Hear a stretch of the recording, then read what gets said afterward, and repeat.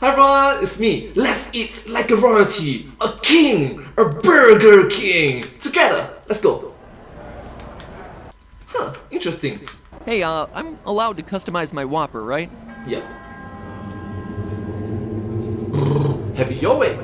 Great! So, I'll get a Whopper, no tomato, no onion, and no predatory marketing practices.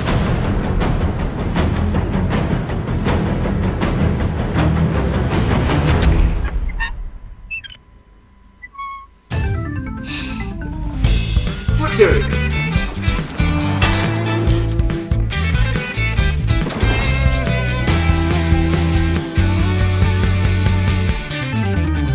Food theory. Hello, Internet! Welcome to Food Theory!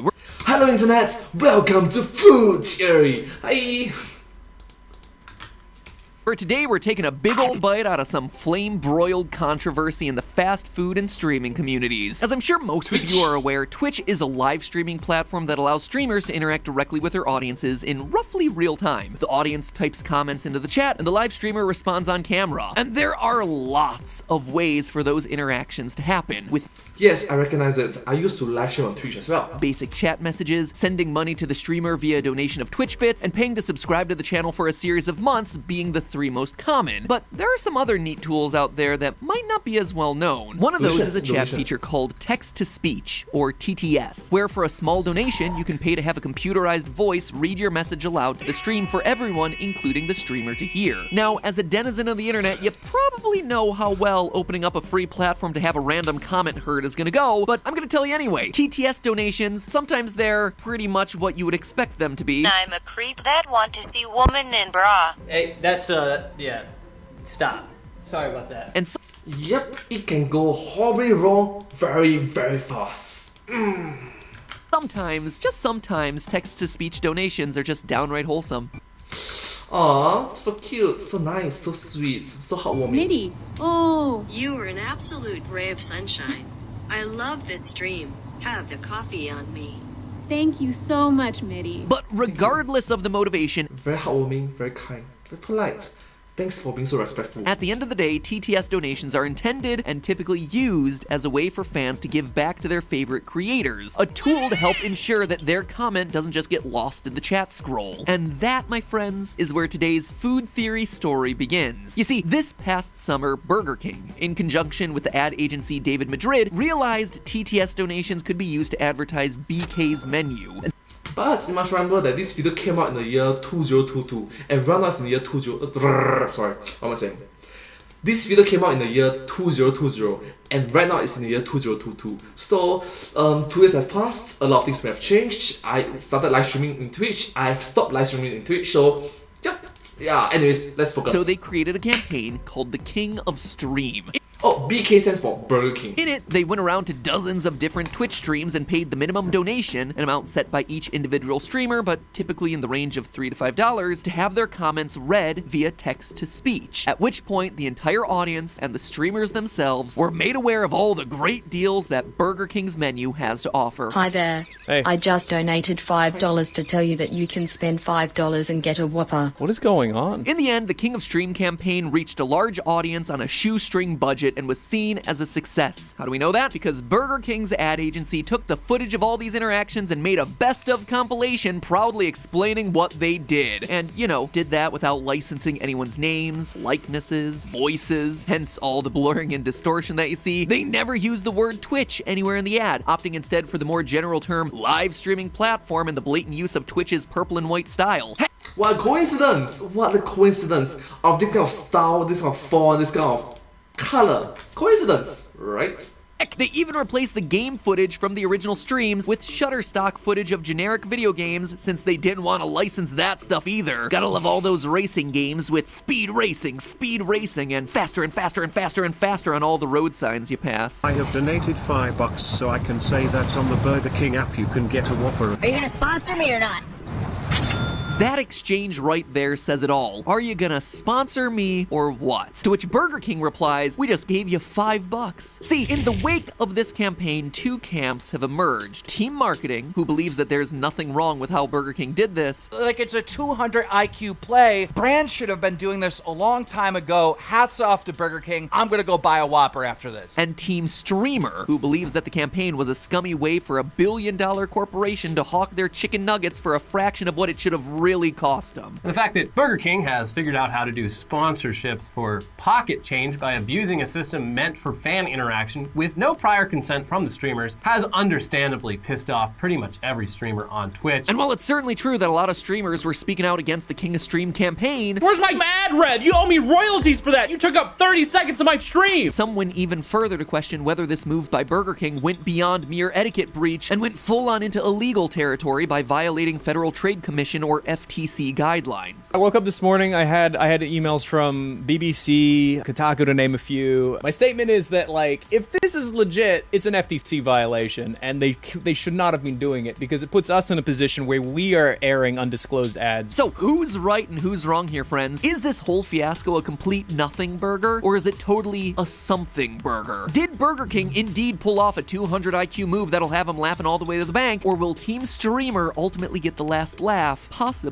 in a court of law? And that, dear theorists, is what we'll be answering today. Now, but you must remember that this video came out in the year 2020, and right now it's in the year 2022. A lot of things may have changed.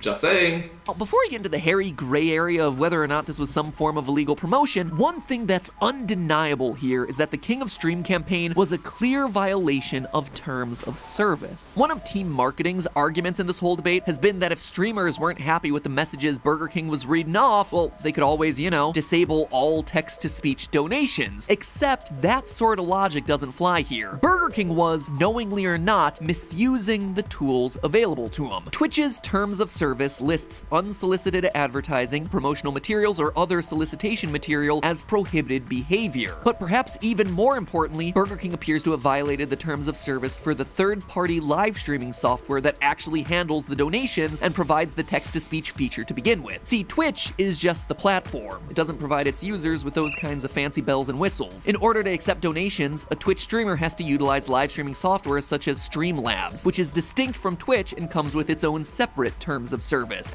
But you must remember there's some other replacement other than Streamlabs. There's Stream Elements as well.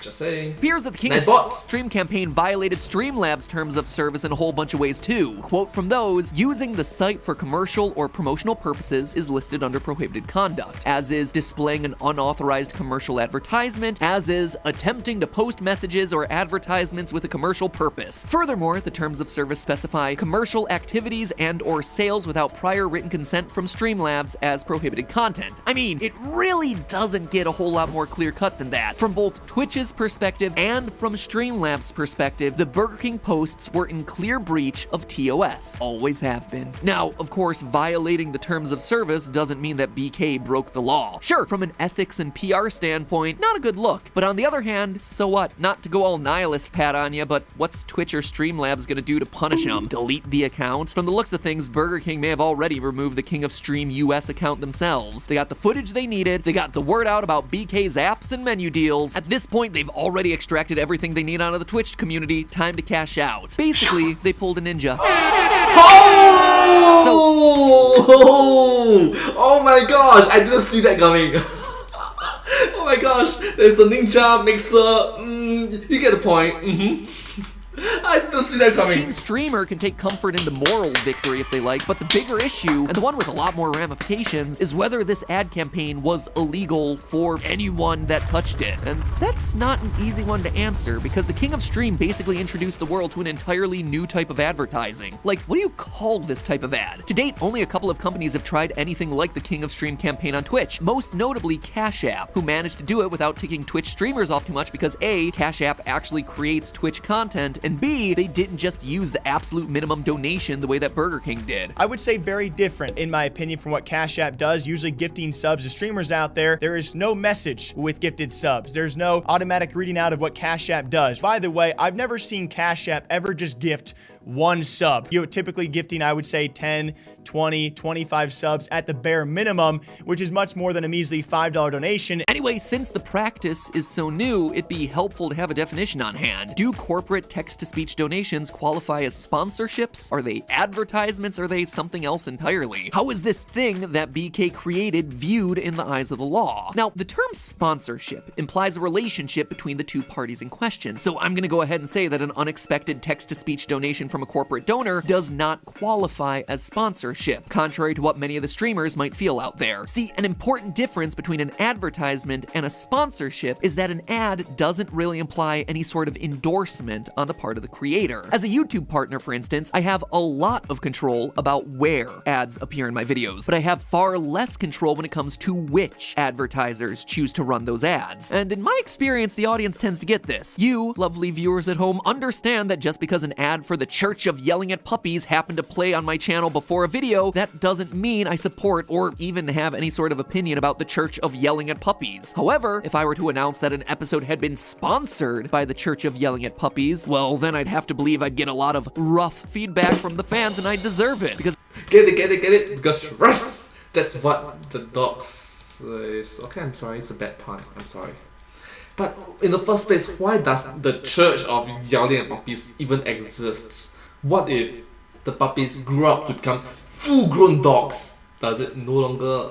How? The logistics? How? I actively chose that sponsorship, as opposed to the pre-roll ad where it was just kind of thrust upon me. Now, watching the reactions that the BK donations got, it's clear that the streamers were unaware of what was going on. I just got a donation that was using the text of like an advert. I am so confused. And because the streamer and Burger King had no agreement or business relationship to speak of, streamers are under absolutely no obligation to endorse Burger King's products. Any streamer who receives a TTS donation is free to do what Twitch streamer Rubber Ninja did. Tell Burger King to its face that he was going to use the donation to buy an actual meal, then take to social media and call the campaign, quote, scummy as heck, and then double the donations that he got and donate them to the Ronald McDonald House. That is some galaxy brain action going on right there. Fast food in the US ain't good. It's not as good. It's disappointing. You know, with all this fast food money, I could go out and buy an actual meal. Surprise, surprise, Rubber Ninja's footage didn't make it into the Burger King compilation for some reason. No, very clearly the king of stream donations are closest to a traditional ad. As Bloom Ads puts it, quote, advertising implies that a payment has been made to place an ad with specific messaging, and Burger King explicitly does that with its TTS messages. And from that perspective, things start to look very differently. Because now you're not comparing those $5 donations to $1,000 sponsorship deals. That's comparing apples to very expensive oranges. It seems more accurate to compare Burger King's TTS donation advertisements to mid-roll advertisements. Because let's face it, they're both ads and they both play in the middle of the stream. I mean, sure, streamers get to select when their mid-roll ads play as opposed to getting blindsided by an ad whenever the sponsor decides the time is right, but given that Twitch recently began experimenting with mid-roll ads that are platform controlled, aka the streamers don't get to choose when they play,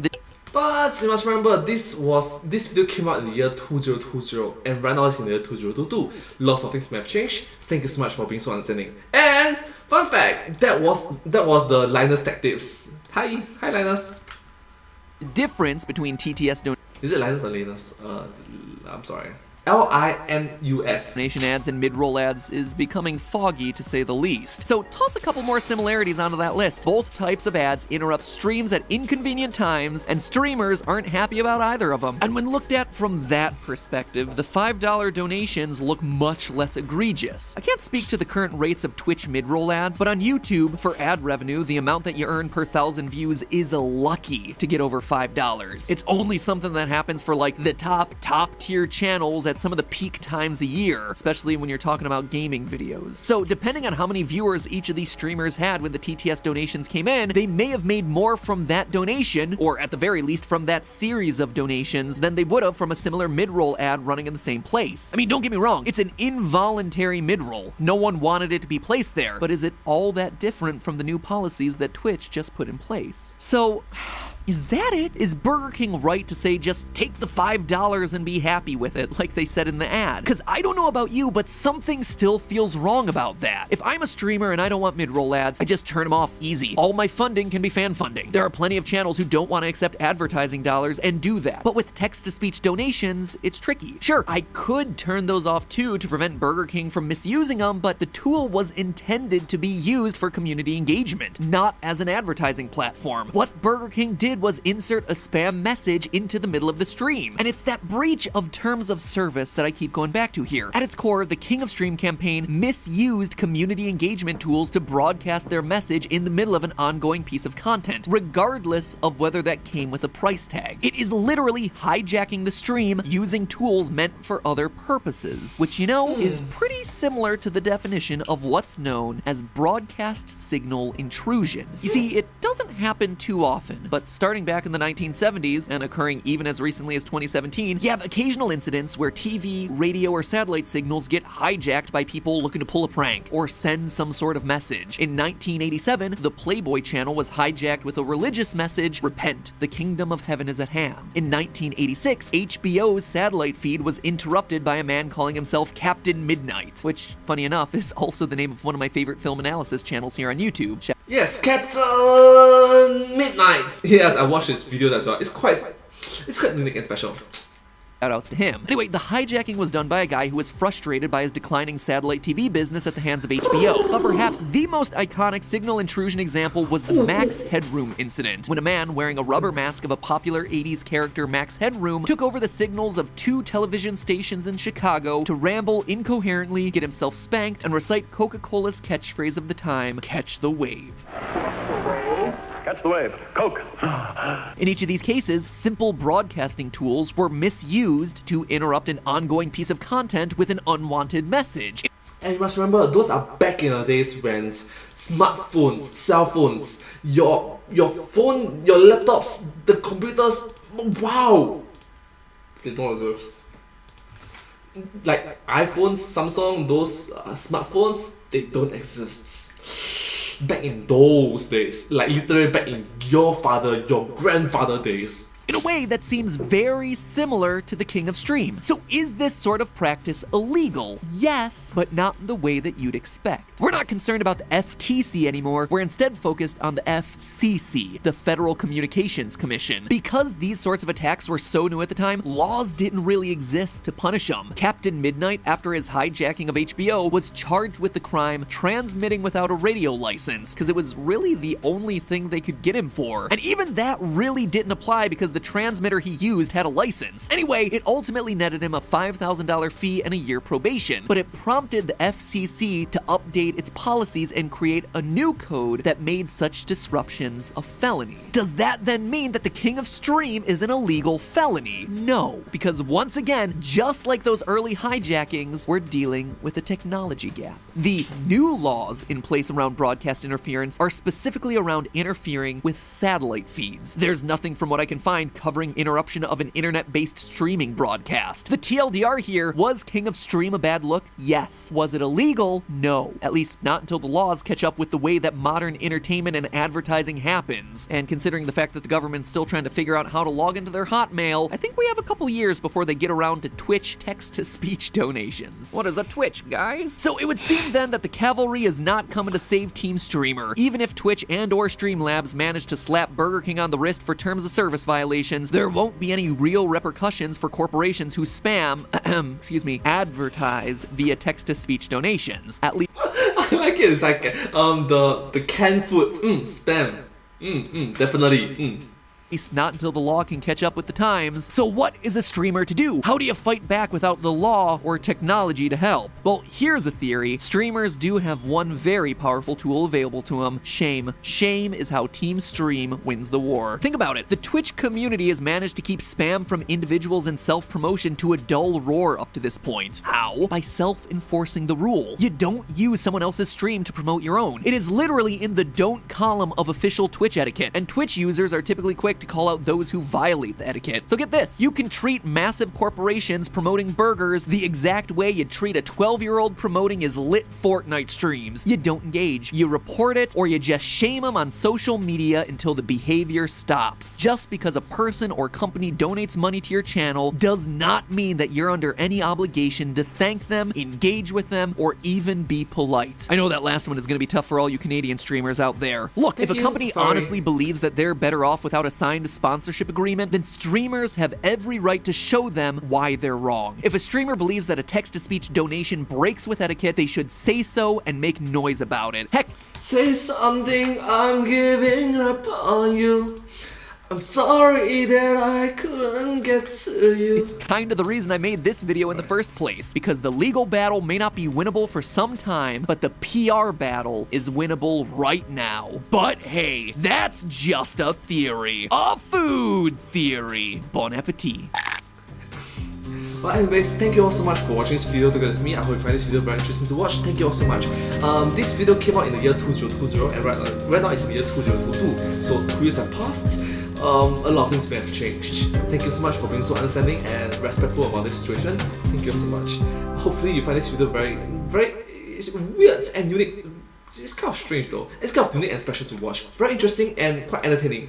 If you do like this video, please remember to like, share, and subscribe to my channel and comment down below if you have anything to share with us. Don't forget to follow my channel and I hope to see you all in my next video. But hey, that's just a theory. A food theory. Bon appetit. And I hope to see you all in my next video. Bye! Subscribe! Thank you. Thank you.